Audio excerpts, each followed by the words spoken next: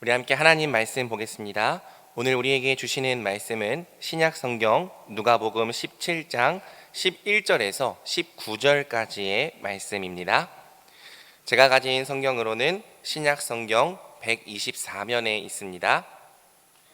함께 찾으셔서 저와 여러분이 한 절씩 교독하겠습니다. 예수께서 예루살렘으로 가실 때에 사마리아와 갈릴리 사이로 지나가시다가 한 마을에 들어가시니 나병 환자 10명이 예수를 만나 멀리 서서 소리를 높여 이르되 예수 선생님이여 우리를 불쌍히 여기소서 하거늘 보시고 이르시되 가서 제사장들에게 너희 몸을 보이라 하셨더니 그들이 가다가 깨끗함을 받은지라. 그 중에 한 사람이 자기가 나은 것을 보고 큰 소리로 하나님께 영광을 돌리며 돌아와 예수의 발 아래에 엎드려 감사하니 그는 사마리아 사람이라. 예수께서 대답하여 이르시되 10사람이 다 깨끗함을 받지 아니하였느냐? 그 9은 어디 있느냐? 이 이방인 외에는 하나님께 영광을 돌리러 돌아온 자가 없느냐 하시고, 함께 읽겠습니다. 그에게 이르시되 일어나 가라, 내 믿음이 너를 구원하였느니라 하시더라. 아멘. 이야기를 하나 좀 들려드리겠습니다. 엄마가 어느 날 자신의 아이에게 이런 이야기를 해주었어요. 내용은 이렇습니다. 어떤 사람이 숲속을 가다가 호랑이를 만났습니다. 달리 피할 길이 없자 그 자리에서 무릎을 꿇고 기도하기 시작합니다. 하나님, 제발 살려주세요. 그러자 맞은편에 있던 호랑이도 기도하기 시작했습니다. 하나님, 일용할 양식 주셔서 감사합니다. 자, 이야기가 이렇게 흘러가자 아이가 엄마에게 물어봅니다. 엄마, 하나님은 둘 중에 누구의 기도를 들어주셨어요? 그러자 엄마가 크게 어렵지 않게 금방 대답합니다. 하나님은 호랑이의 기도를 들어주셨단다. 왜냐하면 감사의 기도에는 응답이 빠르거든. 오늘을 맥주 감사드립니다. 하나님께서 우리에게 상반기 동안 주신 은혜를 기억하면서 감사하는 주일인데요. 특별히 맥주 감사절을 맞이해서 감사에 대한 설교를 좀 나누려고 합니다. 이 말씀을 통해서 우리 자신들을 점검해보고 또 하나님께서 성도님들을 다시금 감사의 자리로 이끄시기를 축복합니다. 사실 오늘 본문은 감사에 대해서 우리에게 참 많은 것을 고민하게 만드는 본문입니다. 대략적인 내용이 이렇죠. 예수님께서 예루살렘으로 가시는 길에 한 마을에 들어가셨습니다. 거기에서 예수님은 10명의 나병 환자를 만나십니다. 이 나병 환자들은 자신의 병 때문에 예수님께 가까이 나오지는 못하고 멀리 서서 예수님을 불렀죠. 예수 선생님이여 우리를 불쌍히 여기소서. 예수님은 그들의 소리에 응답하셨습니다. 뭐라고 응답하십니까? 14절을 보니까 가서 제사장들에게 너희 몸을 보이라 이렇게 말씀하셨어요. 예수님의 이 치료 방법은 좀 특이합니다. 왜냐하면 누가복음 5장을 보면 예수님께서 나병 환자를 고치시는 장면이 나오거든요. 그때 예수님은 굉장히 친밀한 방식으로 병자를 고쳐주셨습니다. 그의 피부를 어루만져 주시면서 내가 원하노니 깨끗함을 받으라. 이런 방식을 통해서 예수님은 그 사람의 마음도 치료해 주셨고요, 그 사람의 믿음도 불러일으켜 주셨죠. 그런데 이번에는 조금 다르죠. 예수님께서 치료해 주시는 과정이 생략되어 있습니다. 예수님이 그냥 제사장들에게 가보라고 그냥 말씀하셨습니다. 보통 나병 환자가 제사장에게 갈 때는 자신의 병이 완벽하게 치료되고 나서 가는 겁니다. 제사장은 이 나병 환자의 몸을 면밀하게 관찰해 보고 나병이 완벽하게 다 나았을 경우에 다시 사회로 돌아올 수 있게끔 했거든요. 그러니까 나병 환자가 제사장에게 나아갈 때는 자신의 병이 치료되었을 때 나아가는 겁니다. 그런데 지금 예수님은 이 사람들의 나병을 아직 치료해 주지를 않으셨습니다. 그런데 예수님께서 아직 치료도 안 된 이 사람들에게 제사장에게 가보라고 명령하시는 거예요. 지금 나병이 있는 상태로 제사장들에게 가봤자 퇴짜 맞을 게 뻔하거든요. 근데 희한한 것은 이 10명의 나병 환자들이 예수님께 순종하더라는 거예요. 분명 믿음의 순종이었습니다. 열왕기하 5장을 보면 그 나아만 장군이 자신의 나병을 치료하기 위해서 엘리사에게 나아오는 장면이 나옵니다. 그때 엘리사는 나아만 장군을 영접해 주지도 않았고요, 상담해 주지도 않았습니다. 그의 상처를 보지도 않았습니다. 그냥 요단강에 가서 일곱 번 몸을 씻으라고만 명령했죠. 그 명령에 대해서 나아만 장군이 굉장히 불쾌했습니다. 나아만 장군은 그 당시에 아람이라는 나라의 넘버 2였거든요. 굉장히 높은 사람입니다. 그러니까 자신을 좀 대접해 줄 줄 알았는데 쳐다도 안 보고 만나주지도 않고 그냥 가서 7번 몸을 씻으라고 하니까 처음에는 굉장히 불쾌했습니다. 근데 오늘 본문에 나오는 10명의 나병 환자들은 좀 다릅니다. 예수님께 서운할 법도 한데 예수님이 자신들을 만나주지도 않고 뭐 치료해 주지도 않고 그냥 가서 제사장에게 몸을 보이라고만 명령하시니까 서운할 법도 한데 그 예수님의 말씀에 순종해서 제사장들에게 가기 시작합니다. 믿음이 있었던 겁니다. 어떤 방식으로든지 예수님께서 자신들의 병을 낫게 해줄 거라고 생각을 했거든요. 그래서 피부에 여전히 병이 있는데도 제사장들을 향해서 나아갔던 거예요. 근데 여러분, 실제로 어떤 일이 일어났습니까? 제사장들을 향해서 가는 길에 병이 고침 받았습니다. 만약에 이들이 아니 예수님, 내 몸에 이렇게 나병이 버젓이 있는데 고쳐주지도 않고 제사장에게 가라고 합니까? 이러는 게 어디 있습니까? 이러면서 예수님의 말씀을 믿지 못했다면 아마 고침받지 못했을 겁니다. 이 사람들이 예수님의 말씀을 듣고 제사장에게 간 이유는 믿음이 있었기 때문에 그래요. 믿음 때문에 고침받은 거예요. 그런데 이야기가 여기서 끝나지가 않죠. 자, 10명 중에 한 명이 자신의 병이 나은 것을 보고 조금 다른 반응을 보이기 시작합니다. 이 사람은 큰 소리로 하나님께 영광을 돌리며 찬양하기 시작했고요.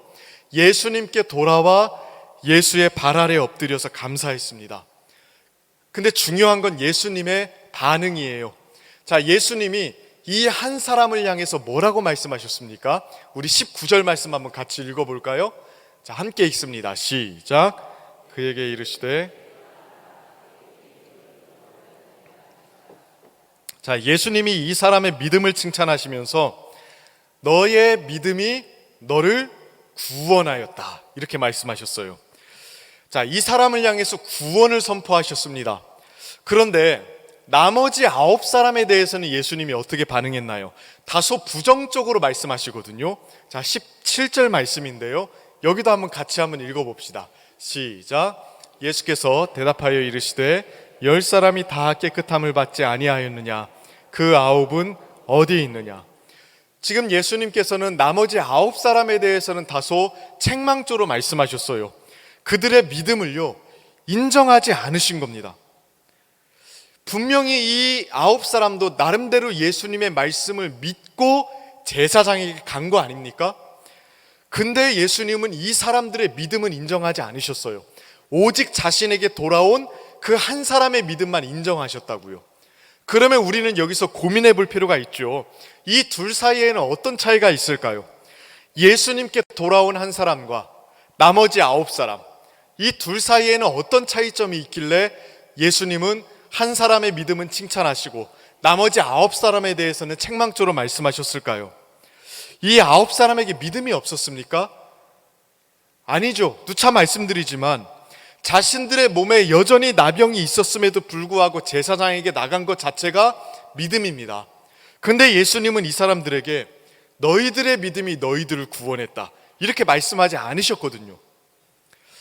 많은 사람들이 이 9사람들에게는 감사가 없지 않았습니까? 이렇게 이야기합니다. 물론 결론적으로는 맞는 이야기입니다. 그런데 여러분, 한번 가만히 또 생각해 보실까요? 진짜 이 9사람들이 예수님을 향해서 감사하지 않았을까요? 우리는 어려울 때 조금만 누가 우리를 도와줘도 평생 그 사람을 잊지 못합니다. 기회만 되면 그 사람에게 고마움을 표시하고 싶어 하죠. 그런데 이 사람들, 예수님에게 그 정도 마음이 없었을까요? 저는 아닐 거라고 생각합니다. 그들은 평생 예수님을 기억했을 겁니다. 예수님에게 감사하는 마음을 가지고 분명 살았을 거예요. 자신의 주변 가족들에게나 사람들에게 예수님이 자신의 평생의 은인이라고 이야기했을 거라고요. 분명히 감사했을 겁니다. 그런데 왜 예수님은 이 9사람에게는 불만족스러워 하셨나요? 반대로 예수님께 돌아온 이 한 사람의 믿음은 칭찬하셨습니까? 이 둘 사이에 어떤 차이점이 있는지를 우리는 오늘 조금 고민해 봐야 됩니다. 우선 15절하고 16절 한번 보실까요? 자, 이 예수님께 돌아온 이 한 사람의 모습을 조금 주목해 보시길 바랍니다. 15절 16절 한번 같이 한번 읽어 보십시다. 시작. 그 중에 한 사람이 자기가 나은 것을 보고 하나님께 영광을 돌리며 돌아와 예수의 발 아래 엎드려 감사하니 그는 사마리아 사람이라.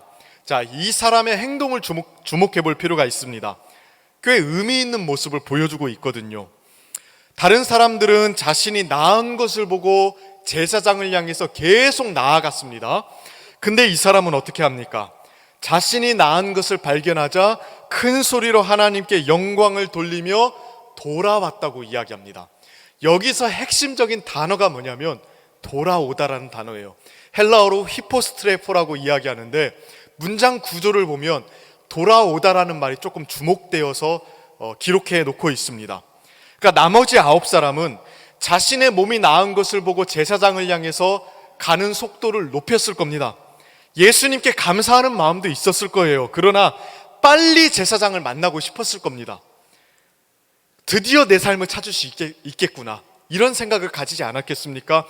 이제 다시 가족에게 돌아갈 수 있겠구나, 이제 다시 일자리로 돌아가서 정상적인 삶을 회복할 수 있겠구나, 주님 감사합니다, 나에게 이런 복도 주시고 앞으로 잘 살아보겠습니다, 이런 마음을 가지고 제사장을 향해서 더욱더 빨리 나아갔을 겁니다.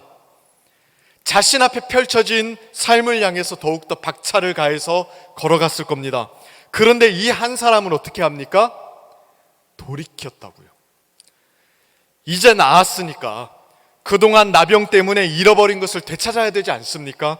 사회적으로도 격리되었고 그동안 수많은 사람에게 자신의 삶을 부정당한 사람이라고요. 그 서름을 씻을 때가 되었습니다. 그런데 이 사람은 자신의 삶을 찾는 길로 나아가지 않습니다. 오히려 큰 감격을 가지고 예수님께 돌아오죠. 돌아와서 어떻게 합니까? 예수의 발 아래 엎드려서 감사했대요. 아까는 멀리 서서 예수님께 부르짖지 않았습니까? 근데 이제는 예수님께 가까이 나옵니다. 그리고 그의 발 아래 엎드립니다. 발 아래 엎드렸다는 것은 완벽한 복종과 항복의 표현이거든요. 사실 그는 이제부터 진짜 자신의 삶을 살 수 있었습니다. 빨리 제사장에게 가서 자신의 건강 상태를 점검받고 그동안 보고 싶었던 가족들에게 돌아가야 맞는 거 아닙니까? 근데 그가 선택한 곳은 제사장 앞이 아니라 예수의 발 앞입니다. 이게 다른 거예요. 이 사람의 감사가 9사람과 다른 이유, 이 사람의 믿음이 9사람과 다른 이유가 여기 있습니다. 이 사람은 예수님께 엎드리는 자리에 있습니다. 자신의 삶을 예수님께 드립니다. 나머지 9사람은 어떻게 했습니까? 자신의 삶을 예수님이 되찾는 데 도움을 주셨으니까 감사하긴 했을 거예요. 예수님 덕에 더 좋은 위치에서 살게 되었잖아요. 예수님 덕에 더 좋은 조건 속에서 살 수 있게 되었잖아요. 그래서 예수님께 감사하긴 했을 겁니다. 그리고 그들의 삶을 향해서 더 탄력적으로 나아갔을 거예요. 그런데 그들이 추구했던 삶은 예수님과 관련이 없어요. 그러니까 예수님 때문에 고침받고 예수님 때문에 좋은 것도 없고 예수님 때문에 더 좋은 조건 위에서 살게 되었는데 예수님과 관련 없는 삶을 향해서 나아갔다고요. 이 한 사람의 감사는 다르죠. 예수님 덕에 잘 살게 되었노라고 좋아한 것이 아닙니다. 오히려 자신의 삶을 향해서 나아가는 것에서 돌이켜서 예수님께 복종시킵니다. 예수님 덕에 잘 살게 되었는데 그 잘 살게 된 삶을 다시 예수님께 바치는 모습, 이 모습을 보여주고 있는 거 아닙니까? 더군다나 지금 예수님 어디로 가고 계시나요? 11절을 보면 예루살렘으로 가고 있다고 이야기합니다. 예루살렘으로 가고 있다는 것은 예수님의 죽음과 고난이 점점 가까워지고 있다는 걸 의미합니다. 분명 예수님 죽음의 길로 가고 있었거든요. 근데 그 길을 가시는 예수님께 와서 자신을 복종시키고 자신의 삶을 바친다고요. 그러니까 예수님을 통해서 얻은 삶을 가지고 예수님과 함께 고난받는 자리로 나아가고 있는 겁니다. 우리는 이 부분을 보면서 우리의 신앙과 감사를 조금 점검해 볼 필요가 있습니다. 우리가 하는 감사는 우리에게 어떻게 작용하고 있습니까? 하나님께서 우리에게 베풀어 주신 것에 대해서 우리는 마땅히 감사해야 하죠. 그런데 그 감사로 인해서 예수님의 발 아래 엎드리고 있습니까? 예수님이 주신 게 너무 좋아서 예수님께 오히려 그 삶을 드리고 있습니까? 아니면 자신의 꿈과 계획과 야망과 전망이 예수님 덕에 좋아졌노라고 기뻐하면서 오히려 예수님과 아무 상관없는 길로 나아가고 있지는 않습니까? 정말 많은 경우에 이 9사람의 감사가 굉장히 많습니다. 하나님께서 이것도 주시고 저것도 주시고 그것도 주셔서 감사합니다, 이렇게 이야기는 하는데 그 감사하는 마음을 가지고 하나님과 아무런 관련 없는 삶을 살아갑니다. 하나님께서 사업도 잘 되게 해주시고 자녀들도 잘 되게 해주시고 연봉도 오르게 해주시고 계획했던 것도 순조롭게 잘 풀게 해주셔서 감사해야 합니다. 그러나 그 감사 때문에 그 삶을 예수님께 드리지는 않는 거예요. 자신의 성공과 이득을 향해서 더욱더 박차를 가해서 나가면 나갔지 그 삶을 주님께 드리진 않습니다. 다시 말씀드리지만 주님에 대한 감사가 없는 건 아닙니다. 곳곳에 주님이 주신 것들에 대해서 감사는 합니다. 그런데 이상하게도 그 감사 때문에 예수님을 따르진 않아요. 이 본문을 통해서 우리는 반드시 기억해야 됩니다. 주님이 원하시는 참된 감사는요, 단순히 고마운 마음을 가지는 걸 넘어서는 겁니다. 주님께 돌아와서 그 발 아래 엎드리는 것까지 가야 주님이 기뻐하시는 참된 감사예요. 성경에는 이러한 모습을 가진 사람들로 가득합니다. 대표적으로 마가복음 10장에 나오는 바디메오가 그랬거든요. 이 사람은 시각장애인이었어요. 그의 간절한 간청에 예수님께서 이 사람의 병을 고쳐주시죠. 이제 그는 모든 것을 분명히 보게 되었습니다. 더 이상 거지 생활을 하지 않아도 되었습니다. 그런데 그때 이 사람이 선택한 게 무엇입니까? 마가복음 10장 52절 말씀 보면 이렇게 이야기합니다. 우리 화면을 보고 같이 한번 읽어볼까요? 자, 시작. 예수께서 이르시되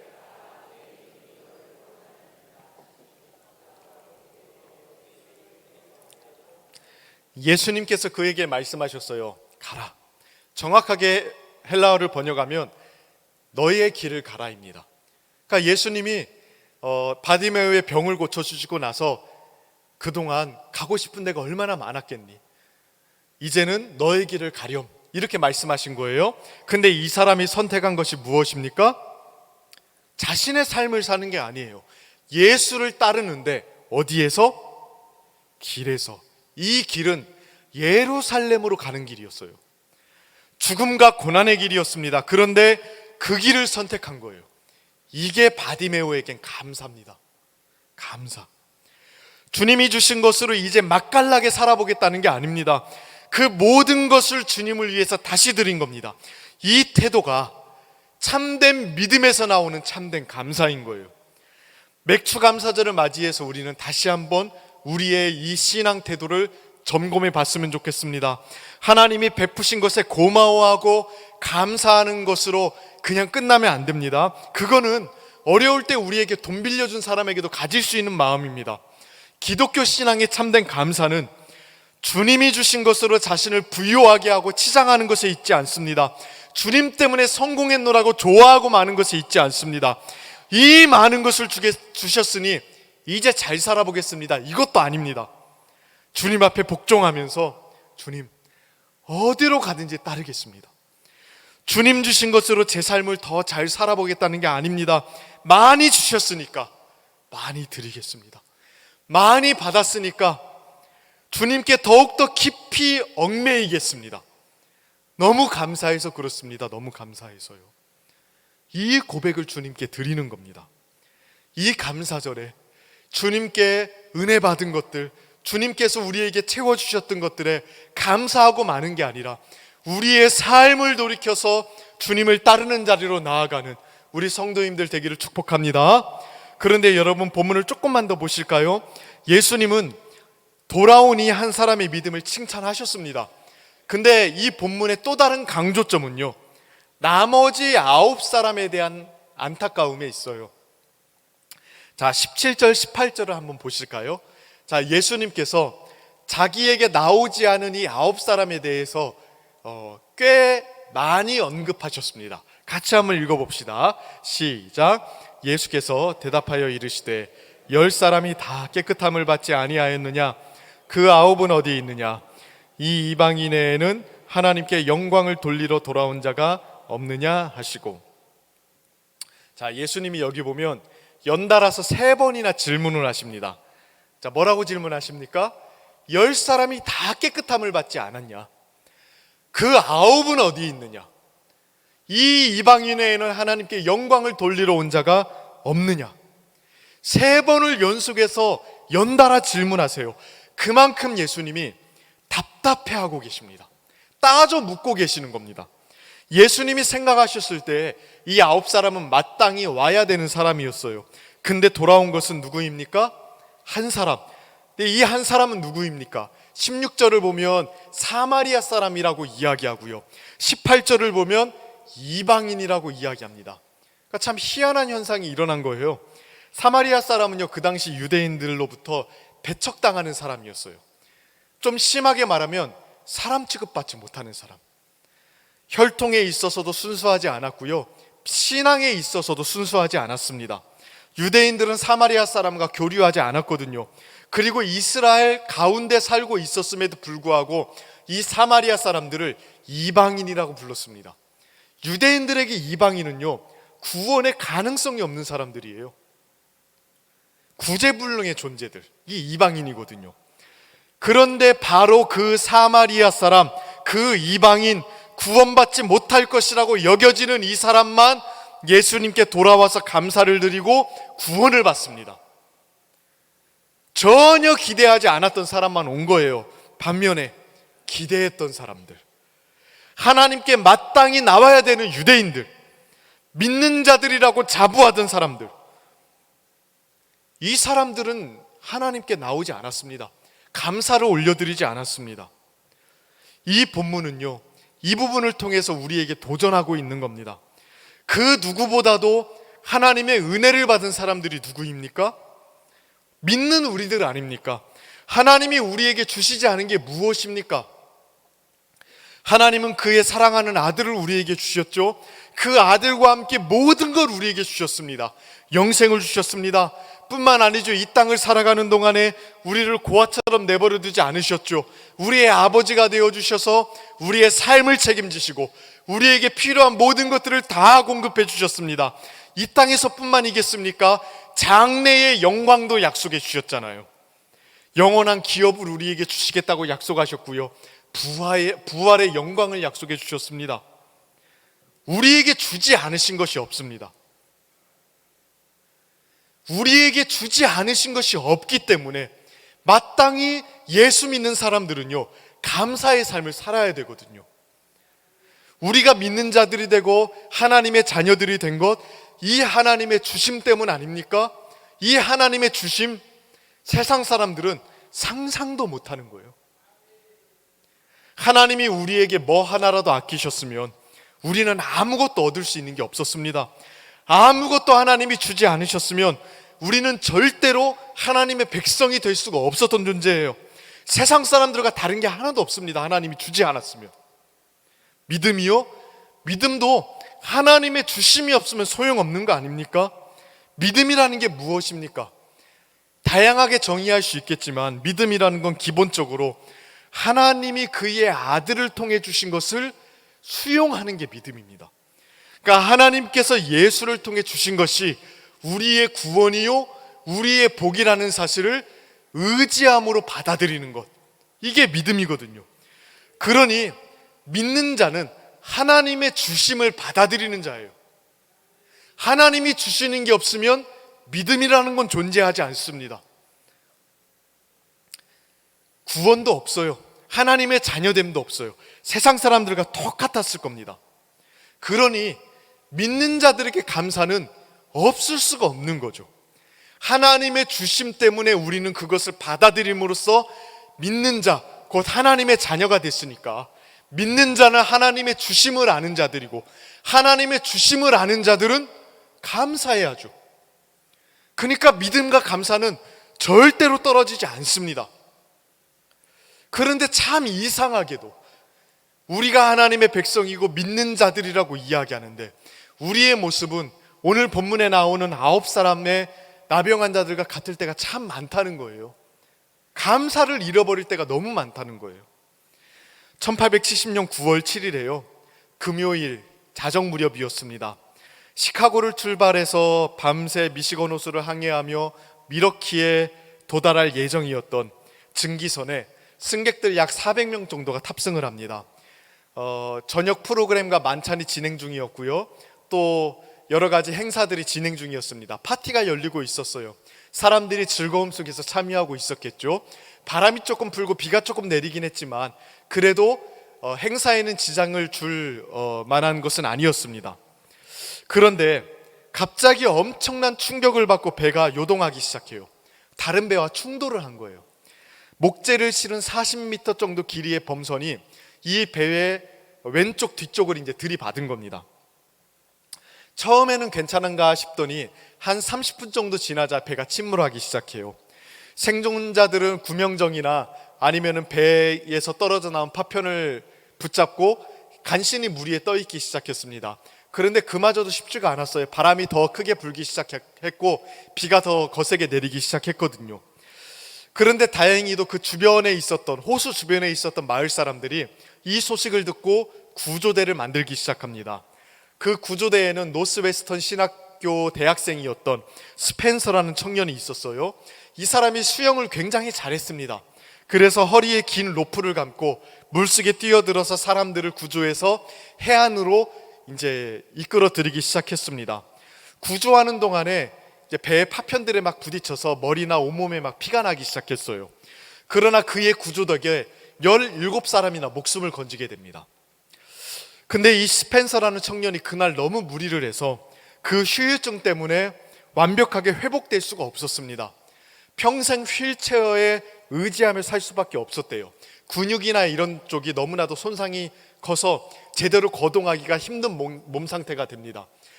목사가 되고자 했지만 몸이 좋지 않아서 나중에 목사의 일도 하지 못하게 됩니다. 그런데 어느 날 기자가 찾아와서 이 사람에게 물었습니다. 그날 구조 작업과 관련해서 가장 기억에 남는 게 무엇입니까? 그러자 이 청년이 이렇게 대답을 합니다. 기억나는 건 이것 하나뿐입니다. 제가 구해준 17명 중에서 제게 고맙다는 말을 한 사람이 한 명도 없다는 것입니다. 우리는 이 말을 들으면서 이런 배응망덕한 사람들이 있나 이런 생각을 하게 될지도 모르겠습니다. 그러나 우리는 어떻습니까? 우리를 주님께서 구원해 주셨고 구원해 주시기 위해서 그의 아들을 주셨습니다. 그리고 믿는 우리에게 그 어떤 것도 아끼지 않고 다 주셨습니다. 우리는 얼마나 감사하고 있습니까? 우리 믿는 사람들은 내 힘으로 내 행복과 구원을 만들어 보겠다는 시도를 포기하고 하나님께 빈손을 들고 나아가는 자들 아닙니까? 그리고 이 빈손에 하나님이 은혜로 많은 것들을 채워주셨다는 것을 경험한 사람들이에요. 그래서 믿는 자들이 되었고 그래서 하나님의 자녀들이 되었습니다. 마땅히 우리는 주시는 하나님을 바라보는 자들이고 그 주시는 하나님 때문에 감사하는 자들이 되어야 되거든요. 오늘 본문에서 예수님께서 나머지 9명의 유대 병자들에 대해서 의아하게 생각하신 게 이것 때문에 그렇습니다. 이 사람들 유대인인데 믿는 사람들인데 내가 그동안 역사 속에서 유대인들을 수많이 채워주고 수많은 것들을 베풀어 주셨는데 왜 감사가 없는가? 예수님은 이해할 수가 없으셨던 겁니다. 반대로 예수님께 돌아온 이 사마리아 사람에 대해서는 어떻게 말씀하셨습니까? 감사했기 때문에 잘했다라고 말씀하신 게 아니에요. 그 감사를 보시고 이 사람의 믿음을 칭찬하십니다. 감사와 믿음을 연결시켜서 생각하신 거예요. 그러니까 믿는 자는 감사하는 자고 감사하는 사람 안에 참된 믿음이 있다는 걸 보셨던 겁니다. 이 두 가지 절대로 떨어지지 않습니다. 언제나 믿음과 감사는 연결되어 있습니다. 참 믿음이 있는 자는 하나님이 주시는 것을 의지하며 손 벌리는 자고, 그래서 하나님의 주심을 날마다 누리는 사람이기 때문에 감사하는 삶을 살아가거든요. 그리고 감사하는 사람은 그 감사 안에서 참된 믿음을 주님께 표현하는 겁니다. 만약에 우리 안에 이 감사가 메말라 있다면 우리는 우리의 믿음을 점검해 볼 필요가 있습니다. 하나님을 향한 우리의 믿음이 정말로 올바르게 잘 형성되어 있는가? 하나님이 주시는 구원과 은혜와 그 일상의 것들을 진짜로 믿음으로 수용하며 누리고 있는가? 아니면 하나님 말고 다른 걸 의지하고 있는 건 아닌가? 하나님을 제대로 믿지 못하고 다른 걸 믿으며 살아가고 의지하면 그 사람에게는 절대로 감사가 있을 수 없거든요. 생각해 보십시오. 세상에 그 어떤 것이 우리를 만족시키겠습니까? 어떻게 그런 것들이 우리를 구원하고 우리의 영원한 운명을 바꾸겠어요? 그래서 하나님을 의지하지 않고, 하나님을 제대로 믿지 않고 세상을 의지하는 사람은 절대 감사가 없습니다. 원망, 불안, 불신, 이런 것들로 가득 차 있습니다. 그러니까 만약에 우리에게 감사가 없다면 하나님의 주심을 잘 붙잡고 살아가는 그 믿음의 문제가 생겼을 가능성이 농후합니다.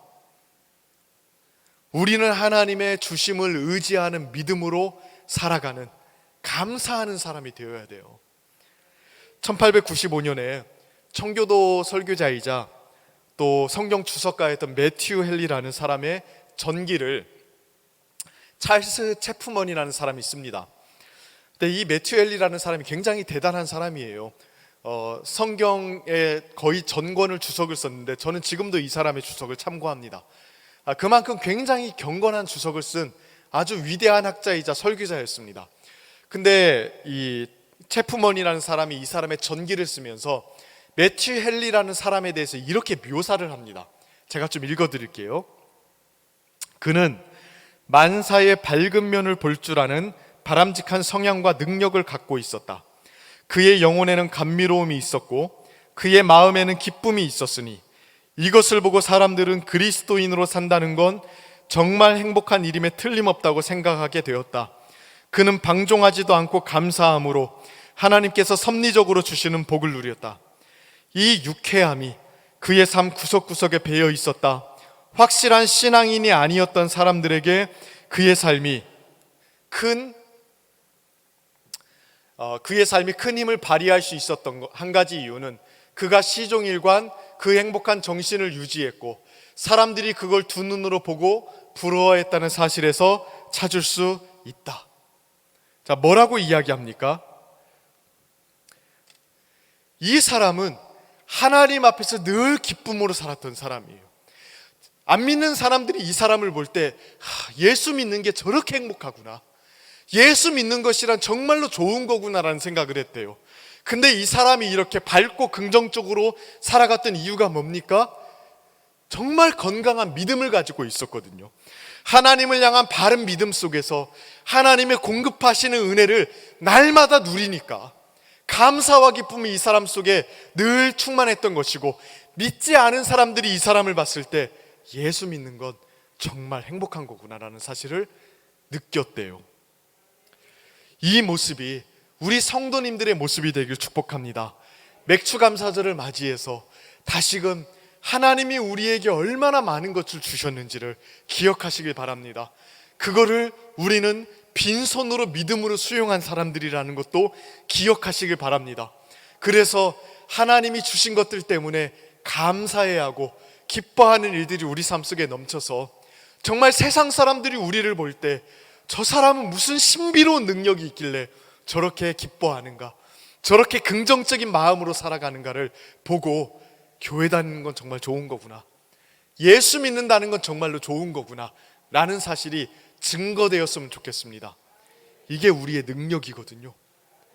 우리를 모습을 보면서 예수 믿는 건 우울한 거야, 예수 믿는 건 믿어봤자 별반 다를 게 없구먼, 이렇게 생각한다면 그것만큼 슬픈 게 없을 것 같아요. 하나님이 주셨다는 것을 빈손 들고 수용한 믿음의 사람들인 우리 성도님들에게 이 감사와 기쁨이 날마다 차고 넘치길 축원하고 축복합니다. 기도하겠습니다. 감사합니다, 주님. 주시지 않은 것이 없기에 날마다 감사할 수밖에 없음을 기억합니다. 하나님, 하나님의 주심으로 말미암아 우리가 믿는 자들이 되었고, 믿는 자들이 되었기에 감사할 수밖에 없다는 사실을 우리가 깨닫게 되었사오니 날마다 우리의 삶을 드리며 감사의 삶을 살아갈 수 있도록 은혜 베풀어 주옵소서. 하나님, 그리하여 우리 삶 속에 기쁨이 날마다 넘치게 하시고 세상 사람들을 향해서 예수 믿고 살아가는 게 얼마나 복되다는 사실을 증거하며 살아가는 삶이 되게 은혜 베풀어 주옵소서. 감사드리며 예수님의 이름으로 기도드립니다. 아멘.